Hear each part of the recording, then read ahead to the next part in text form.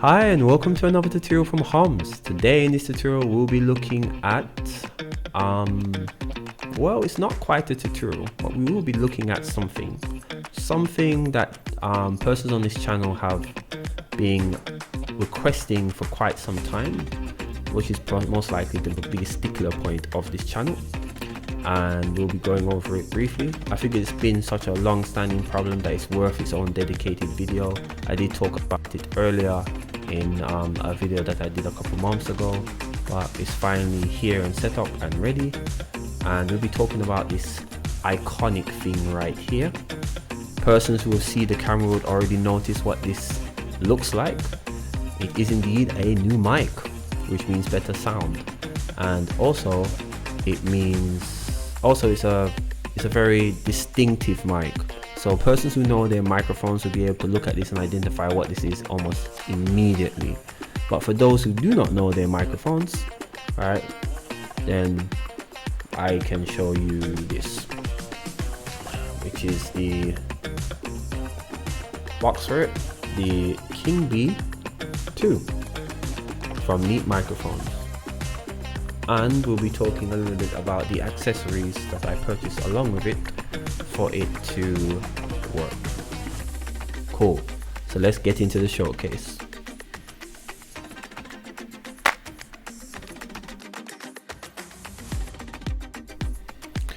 Okay, so getting into this mic and the features that separate it from other mics, why I picked it. Also, I felt that this was a important tutorial, important review to have, because it talks about the longest standing problem that I've had with this channel, which is sound, and it's for my long standing viewers who have wanted me to have better sound for a good amount of time. So differentiating features of this mic: the price, the type of mic, and its low self noise. Good. So we're gonna look at the price. The price of this mic is 170 USD. Right, which is very inexpensive for the quality that this mic puts out. Now, I'm not going to give a super detailed review. In fact, it's going to be a very shallow review of this mic. I'll leave some reviews in the description for you to check if you want to check this mic for yourself. Right? But the Neat Kmavas 2 costs $170, but fights mics in its that's way above the price range of this. So a lot of people compare this to the Rode NT1. Some people even say it outdoes it, and that mic is, I think, $300 for that mic, or $250 to $300, something in that range. And that's a very iconic mic, much more famous than this one, and people compare this mic to that one quite a bit. I find the mic also to be very sweet sounding too. Its price is excellent for what it delivers. Good. Two, this mic is a condenser microphone, which I found is the better microphone for my audio interface, which I will talk about in a second. I will show some B-roll of the audio interface. It's a better mic for that, but it's also good because it captures more of the sound around the microphone. It's more receptive than, say, a dynamic microphone, right? A more sensitive, sorry. Right? And what this means is that because I'm a YouTuber where I lean back and I lean forward and I'm not necessarily in the same place, right? And even though the proximity effect is in play, I keep a relative distance. But what it means is that I don't have to eat the microphone in order for it to capture the sensitivity of my voice. Sometimes I will get low to almost mumbling levels. Unfortunately, this is just a habit I have. It's a comfortable range for me. So I need a mic that can pick up the sensitivity, and this does it just fine. And also, the sensitivity means that the darkness of this mic, meaning its ability to capture bass tones, I think supports my voice really well. I think my voice is a little bit on the pitchy side, more soprano. I think that's the term for it. If it's not, you can correct me. I think it's more on that side of things. And as a result, a mic that has a bit more body, has a bit more bass, a bit more darkness, as they refer to it, is good for complementing my voice, and also makes it a bit more calm, right? Less nasally, right? Which I don't like so much. Cool, so that's the second feature. And the third feature, and perhaps the most important one, is its self noise. Now, the problem I had with my prior mic, the Blue Yeti, is that it had a very high self noise, electrical component noise from the inside the mic that affected the recording at higher volume. So if you were to turn the sound up, you'd be hit with a lot of electrical interference, a lot of electrical hissing noise, and also that would play a part with, say, crickets in the night time, and make it kind of very difficult to hear what's actually going on with the video. So because this mic specifically, for its price point, has an extremely low self noise, and this is what also helped. This is why also I picked the audio interface I picked, because when I checked it, the preamps on that were also very quiet. So the preamps don't produce a lot of electronic noise also. So we've got a combo of interface and mic that focus, whose strengths are low self noise, and that results in very clean, audible sound that you can turn up and on your speakers or your headphones or wherever you listen to your audio, and have not be hit by uncomfortable high frequency sounds or low frequency sounds or internal electrical sounds that would distort the content.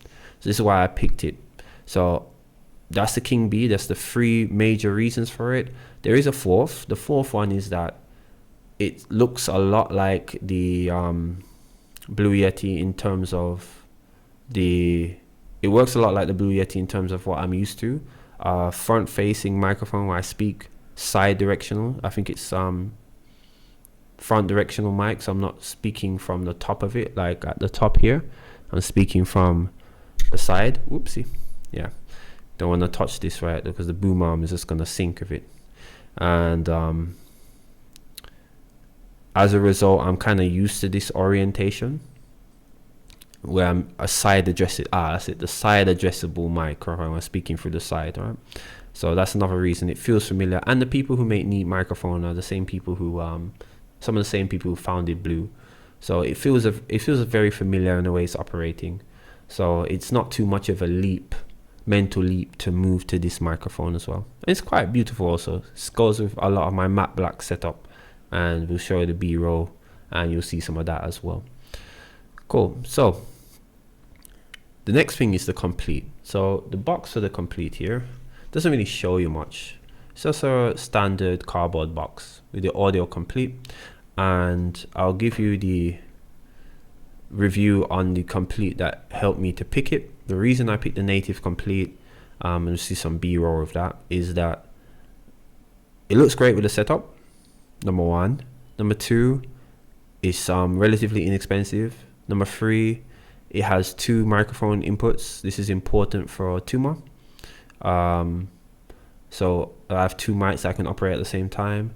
And number 4, and the one I spoke about earlier, is this low preamp noise. So you can pretty much buck the gain on this audio interface, and you wouldn't be introduced with much, if any, noise. So because of the quietness of the preamps in this interface, along with the quietness of the plus or minus 6 dB noise of this microphone, you're gonna get a lot of very clean audible sound, right?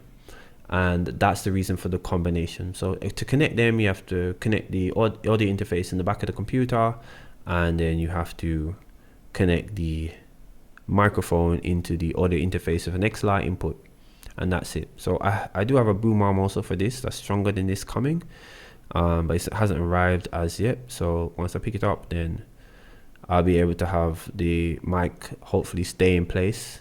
My old boom arm here is struggling with it because it's a heavy mic, 2.7 pounds, very heavy. But outside of that, that is the reason for this mic choice. And I think that is a good enough overview of this mic for those who have been following my channel for a long time. We can end it here. So if you enjoyed this brief review, And also, if you enjoyed just this my tutorials in whole, be sure to give me a thumbs up and to subscribe. And in the next tutorial, we'll be carrying this through real world testing. We'll be going for a real world example with a tutorial, and I think this is a good way to test the effectiveness of this mic in a real world application. So until I see you again with another tutorial, get up and design a new dawn. Later.